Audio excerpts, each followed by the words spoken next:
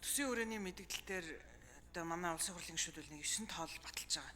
Дотоодын нэр бүтээгдэхүүний өсөлт, инфляц, тэгээд орлого, төсвийн зарлага, тэгээд тэнцвэржүүлсэн тэнцэл гэдэг. Тэгээд асуухаар манай улс сангийн яам, эдийн засгийн хөгжлийн яамгүй энэ 9 тоогоо л ярина штэ. Үүнээс илүү хальж бол бараг ярихгүй штэ гэд. Тэгсэн мөртлөө бас яг та бүгдийн нэг үдлийн зайлалтаа тэгээд энэ хэдийгээ батлуулчаад дараа нь намар тэрүүнийхээ хүрээнд төсөө оруулж ирэнгүүтээ үгүй та нар өөрснөө батлаад өгсөн штэ гэд. Бид нар нөгөө дотрыг нь мэдгүй учраас асуухаасаар аргагүй болчиход байдаг. Яг бол энэ хүрээнд төсөө хийгэрээ гэдэг үүрэг чиглэлийг бид улсын хурал та бүгдэд өгч байгаа.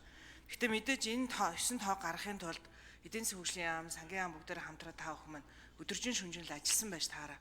Тэр үүний ардлын үндслийг угаасаа асуух нь улсын хурлын гишүүдийн үүрэг. Тэгээд би нэг ийм юм асуух гэсэн. Сая улсын хурал 2025 оны төсвийг батлахдаа 2024 оны 12 дугаар сарын 12-ны өдөр 52 дугаар тогтоолоор засгийн газарт баахан чиглэл өгсөн. За энэ чиглэлүүдийн хэрэгжилт өнөөдөр нэг 50% та байх ёстой. Тэр маань юу болж байна вэ? Яг тэгвэл бид нар үүний хэрэгжилтэнд бараг тулгуурлаж 2026 оныхоо төсвийг ингэж хийгээрээ энэ хүрээнд хийгээрээ гэдэг чиглэлийг тоог өнөөдөр баталж улсын хурал өгөх гээд байдаг. Тэгээ энүүний маань хэрэгжилт юу нь ямар байгаа талаар уг нь бол энэ төсвийн хүрээнийхээ мэдээллийг өргөн барихад ядарч нэг 50%-ийн тайланг өргөн барьсан бол их зүгээр байсан. Тэгээ би энэ хэдийг асуу гэж бодож байгаа. За төсөв санхүү татврын орчныг боловсронгуй болгоно гэсэн. За энэ өнөөдөр улсын хуралд өргөн баригдаагүй хэрвээ улсын хурлаар энэ хаврын чуулганаар одоо нэг ганцхан сарын л хугацаа шиг байна.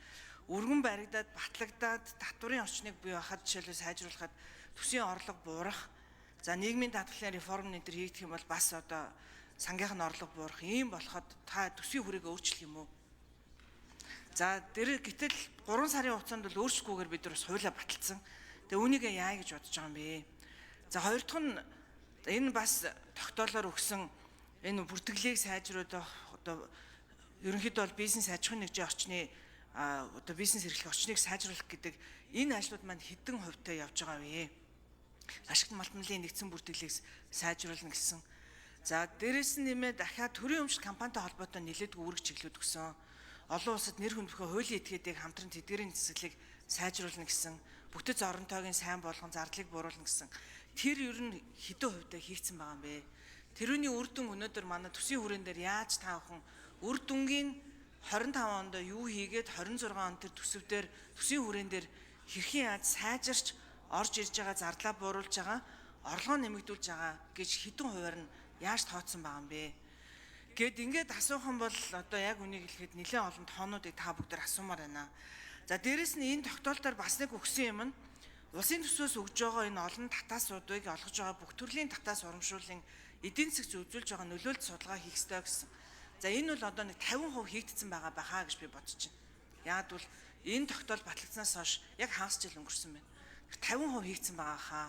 За энүүний үр дүн та бүхэн 26 онд татаас матаасаа ер нь яаж бууруулна гэж төсвөлж энэ төсвийн хүрээн дээр оруулж ирсэн байгаа юм бэ. Ингээ 2010 онтой харьцуулах юм бол би сая ингээд хэдэн жилийн тоог аваад үзэхэд 2020 онд төсвийн нийт зарлага 13.9% их найд байжээ.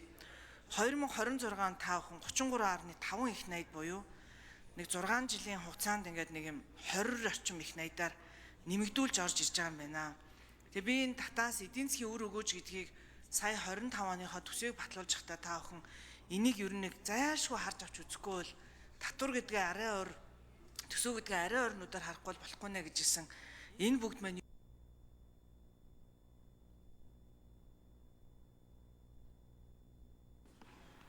за эдийн засгийн хөгжлийн яам инкам хамтлан дарга 4-р энэ дээрс хариулт өгье.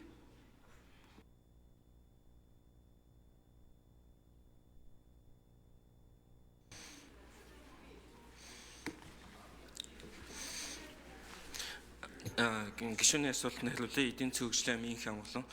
За энэ тооцооллууд яаж хийж байгаа вэ? Засаг дээр хийгдэж байгаа ажлуудын нөлөөг яаж оруулж байгаа вэ гэдэг нэлээд өргөн хүрээтэй асуулт асуусан. Тэгэхээр би төсвийн хүрээний мэдээллийг хийхдээ яг тооцооллууд хийгддэг дарааллыг нэлээд дэлгэрэнгүй танилцуулъя. Хамгийн эхлээд төсвийн орлогоо тооцохоос эхэлдэг зарлага биш. Орлогоо тооцохдоо бол эдийн засгийн өсөлт болон инфляц бусад гадаад дотоод орчин нөхцөлийг харгалздаг. Тэгвэл хамгийн эхлээд уулуурхайн салбар түүнийг дагсан тээвэр үйлчилгээ хөдөө аж ахуй түүнийг дагсан боловсруулах салбарууд тэгээд элчин хүч барилга болон бусад аялал жуулчлал зэрэг үйлчлэгээний салбаруудыг салбар тус бүрээр нь хариуцсан яамтай нь тухайн салбаруудад хувийн болон улсын хөрөнгөөр ямар гол ажлууд хийгдэж байгаа, тэрний нөлөөллүүд хэдэн онд яаж орж ирэх вэ гэдгийг илүү наривчлан яг бодит эдийн засаг талаас нь судалдаг.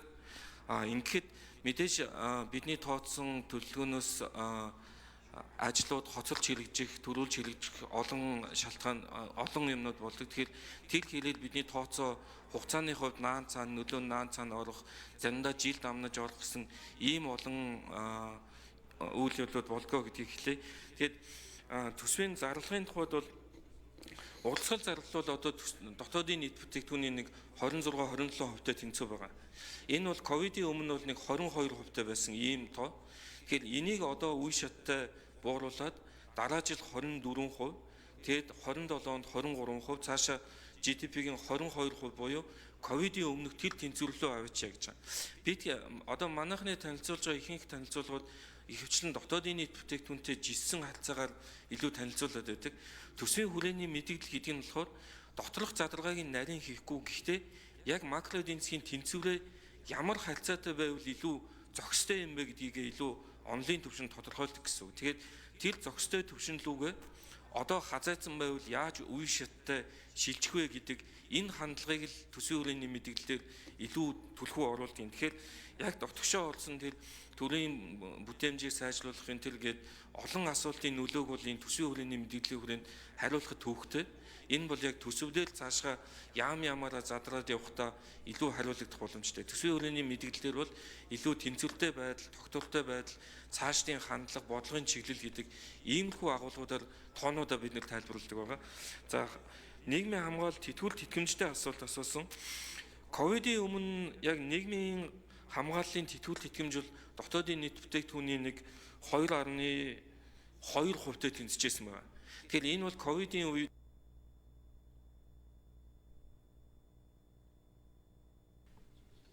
Гүйцэж хариулах уу? За инкам болон даргад 1 минут нэмж өгье.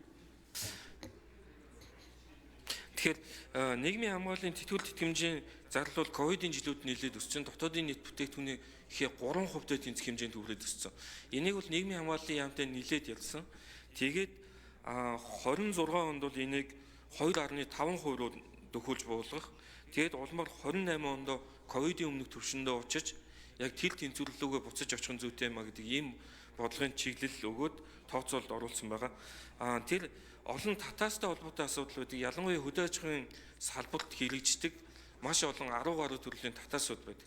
Тэр олон татаасууд дээр бол олон улсын байгууллагууд, судалгааны байгууллагууд тодорхой судалгаа хийгээд дүгнсэн судалгаанууд зөндөө байдаг. Ихэнх татаасууд нь анх их улсын хурлаас өгөгдсөн зорилгодоо хүрээгүй, хэрэгжүүлсэн арга хэмжээ нийцгүй байх гэсэн тийм дүгнэлтүүд байдаг. Тэгэхээр боломжтой гишүүн дээр байгаа ажлын хэсгийн хувьд тэр судалгаануудыг аваад ашиглах. За даваа сүрэн дарга нэмж хариулт өгье. Тэгээ энэ болгонтой гишүүний хүндэт байгаа асуудал бол чухал асуудал. Төсөв дагж гарсан тогтоолын хэрэгжилтээ одоо та нар яаж ийна хагасчлаа болчлоо, төсвөө хэрэгжүүлээд гүйцэтгэл хийгдээд гэдэг.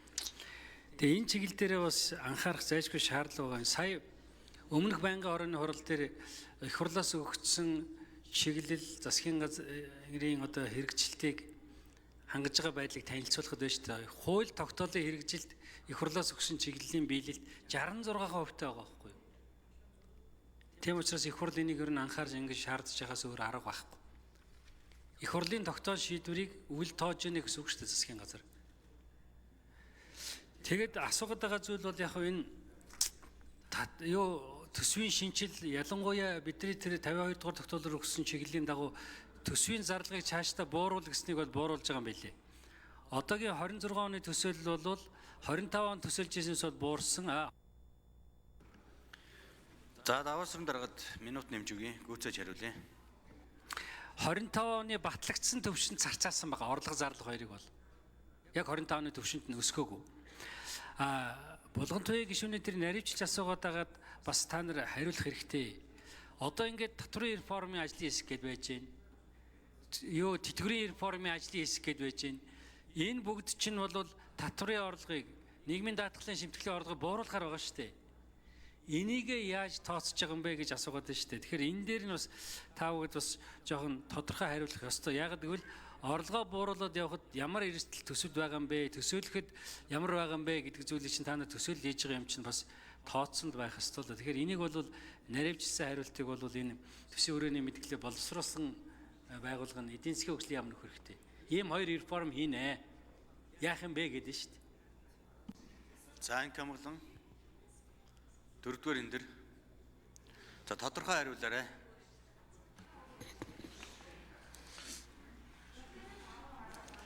За татварын реформуудыг бол хийхээр төсвийн өрөөний мэдээлэл орон зайг нь гаргаж тооцсон байгаа.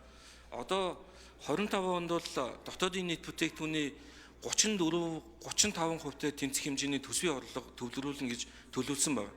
Тэгэхээр цаашдаа яг хуулийн төслүүд эцлэгдээгүй байгаа болохоор нарийн тоо хийж мэдгүй. Гэхдээ төсвийн хүрээний мэдээлэл бол 26 онд дотоодын нийт бүтээгдэхүүний 32% тэнцэх хэмжээний орлого төвлөрүүлнэ гэж GDP-гийн 2% тэнцэх хэмжээний орон зайг үүсгэж өгсөн байна. Тэгэхээр энэ дүнтэй тэнцвүүлсэн хэмжээний татварыг бууруулах орон зай тооцогдсон гэсэн. Тэгэхээр 27 оны хувьд бол дотоодын нийт бүтээгдэхүүний 30.4% болгож мөн орон зайг нэмэгдүүлж өгсөн байгаа. Цаашаа татварын реформ 1 жил хэрэгжихгүй үе шаттай цаашаа орон зай хэрэг болно гэж тооцсон учраас. Тэгээд 28 оны хувьд бол 29.6 болгож бууруулсан байна. Энэ мөн 28 он. За болгон туяа гишүүн тодруулж сууя. За бүр миний асуултыг бүр ойлгохгүй сүлдө даваа суран дараа шүү тодруулж өглөө. Би одоо тэгээд байгаа шүү. Өргөн бариагүй байгаа нөгөө татварын реформ, нийгмийн даатгалын эрчим реформ аль аль нь төсвийн орлого дээр үр дагавартай байх байхаа тэр чинь хэрэгжил одоо хаврын чуулганаар эсвэл намрын чуулганаар батлагдвал 26 оныхоо төсөв дээр энэ төсвийн өрөөнийхөө хүрээнд авч хэрэгжүүлж чадах юм уу үгүй мүү гэдэг асуултыг асуугаад. Тэгээд сүүлдээ бүр тэтгэвэр хийдвэ мэдвэ гэдэг асуултанд хариулаад байгаа юм. Сангийн яамнаас нэг санжаад ирж дараа та нэг хариулаад өгч төхөө. Санжаад орж хариулах уу? Жигмэн хариулах юм уу? Эсвэл Ганбаат дарга хариулах уу? Нийгэм миний чи айгу хүлээгээд байгаа байхгүй. Яг бол энийг одоо та нар чадахгүй гэвэл 25 онд бид нар энэ угаасаа хэрэгжихгүй юм байна.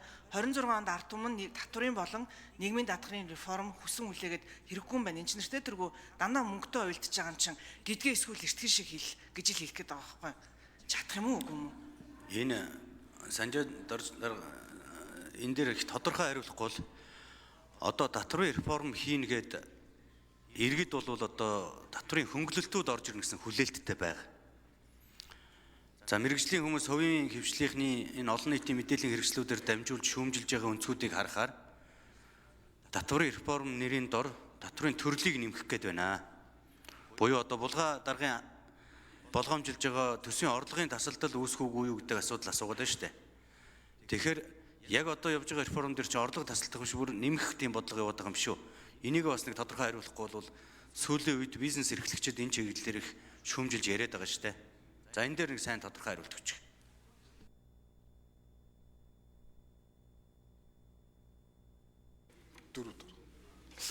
За сангийн яамны төсвийн бодлого төлөлтийн газрын дарга санжаад орж за булган туяа дарга асуултанд хариулъя. За төсвийн өрөөний мэдээлэл бол одоогийн батлагдсан хууль тогтоомжийн өрөөнд бол боловсруулагдсан байгаа. За төсвийн өрөөний мэдээлэл бол номинал дүнгээс гадна дотоодын нийт бүтээгдэхүүнд эзлэх хуваар байгаа. Номинал дүн гэдэг бол яхаа аргагүй түрүүний хэлсэн одоо тэр нүүрсний үн, зэсийн үн гэх мэт одоо манай гол нэр төрлийн бүтээгдэхүүнүүдийн тооцоолоор гарч ирж байгаа орлого гэсэн үг. А энэ дээрээс бол одоо орлого бууруулах асуудал бол тооцогдоогүй гэсэн үг. Татварын одоо реформ.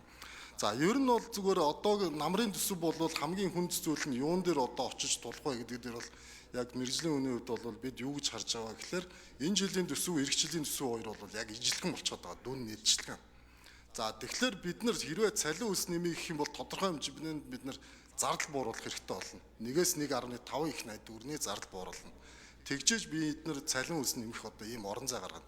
За үүн дээр нэмээд хэрвээ бид нар орлого бууруулах одоо үр дагавартай нийгмийн даатгалын реформ, татварын реформыг хэрэгжүүлвэл дахиад тэр хэмжээгээр зарлага бууруулах ийм одоо зүйл хийнэ гэсэн үг болчихж байгаа. За зарлага бууруулах асуудал дээр бол сангийн яам бол одоо хамгийн одоо эрүүлэр одоо энэ зүйлийг бол хийхийг бол 100% дэмжиж ажиллаж байгаа. А гэхдээ болвол Зарлагыг бол бид нар механик байдлаар шууд 20% бууруулна гэдэг юм уу, 10% бууруулна гэдэг юм уу, одоо төрийн албаагчдын орон тоог 9% бууруулна гэсэн зүйлийг бол бид хийж чадахгүй. За энийг хийхэд болох юм бол бид нар одоо ямар нэгэн төлөвлөгөөтэй орж ирэх ёстой. За үүн дээр бол тодорхой хэлэх юм бол нэгдүгээрт бид нар чиг үүргийн шинжилгээг бол хийх шаардлагатай байна. Одоогийн хуулиудаар болох юм бол 208 хуулийн 1028 хуулийн заалтаар биднэрт бол төсвийн одоо ямар нэгэн орлогыг бол ингээд онооцсон байгаад байна. Өөрөөр хэлбэл төр өөрийнх нь нуруунд дээр маш их ачаа үрж байна гэдэг нь бол харагдаад байна. Чиг үүргийн шинжилгээний дараа бид нар бол реинженеринг гэдэг зүйлийг хэрэгтэй байна. Энэ чиг үүрэг үнэхээр төрийн чиг үүрэг юм бол үүнийг бид нар хэрхэн одоо хамгийн эргэн дээлтэй байдлаар ашиг өндөртэйгээр буюу одоо зарлага багтаагаар бид нар хийж чадах вэ гэдэг энэ зүйлийг хийх хэрэгтэй байна. За үүний дараа бол бид нар харин одоо энэ оронтой бууруулах гэдэг юм уу энэ асуудлыг энэ үндслүүдтэйгээр судалгаан дээр бол гаргаж ирж зардлыг бууруулах бол боломжтой гэж бол харж байгаа. За энэ дагуугаа бол ажиллаа явж байгаа. За өнгөрсөн одоо жил бол одоо энэ жилийн одоо энэ мөрдөгж байгаа хуулийг батлахдаа бол улсын хурлаас 2 тогтоолоор бол үүрэг чиглэлүүд өгсөн. За энэ үүрэг тогтоолын чиглэлүүдийн хүрээнд бол бид улсын хурлын даргын захирамжаар байгуулсан ажлын хэсэгтээ бол хамтарч бол маш нэгт бол ажиллаж байгаа. За бид бол одоо нөхцөл байдлыг үүсэж байгаа нөхцөл байдалтай холбоотойгоор бүх зүйлүүдийг бол нэлээд дэлгэрэнгүй гаргаж тавьж байгаа. За намрын төсөв дээр бол бас одоо энэ одоо гаргаж тавьсан асуудлуудтай холбоотойгоор бас нэлээд асуудлууд нь давхар одоо шийдэгдэж орж ирэх болов гэсэн ийм бол байдлаар бол ажиллаж байгаа. За болгон төвөө дарга тодруулжсоё. За яг нөхцөл байдал бол ийм байгаад байгаа маа гişүдээ. Одоо нөгөө батлагдсан хуулийн хүрээнд төсвийн хүрээгээ хийсэн учраас шинэ реформ, татварын реформ, нийгмийн даатгалын гэдэг юмнууд нь батлагдаагүй учраас энэ бол манай өнөөдрийн одоо батлах гэж байгаа төсвийн хүрээнд бол тусаагүй. За тусгах бас нөгөө талдаа хэрвээ тусгана гэх юм бол сангийн амны хэлж байгаагаар орлого буруулаад дахиад дээрээс нэмээд өнгөрсөн онтой зарлага марлага ингээд нэмэхгүй гэх юм бол энэ бол айгүй хүнд байдалд хүрнэ гэсэн юм болчиход байна шүү дээ. Тэгээ уг нь л энэ одоо хаврын чуулган тун утгагүй дуусах чинь энэ хаваржангаа энэ бүгдээгээ өргөн байраад хилцүүлж гүдээд гэсэн бол төсвийн хүрээнийхээ мэдээлэл та бүхэн мань тусгаад 26 оноос хэрэгжээд явах уг нь боломжтой байсан юм аа. Дээрэс нь бас манай төсвийн байнгын орооны дарга, эдийн засгийн байнгын орооны дарга хоёрт засгийн газрын зүгээс энэ олон ажлуудыг уг нь таад 2025 оны 2 дугаар улирал Багтаан улсын хурал танилцуулах гэдэг үүрэг чиглэлийг засгийн газар авсан байсан. Тэгээ энэ бүгдийгээ уг нь ингээд хийчээд энэ реформуудаа хийчээд төсвийн хүрээнийхээ одоо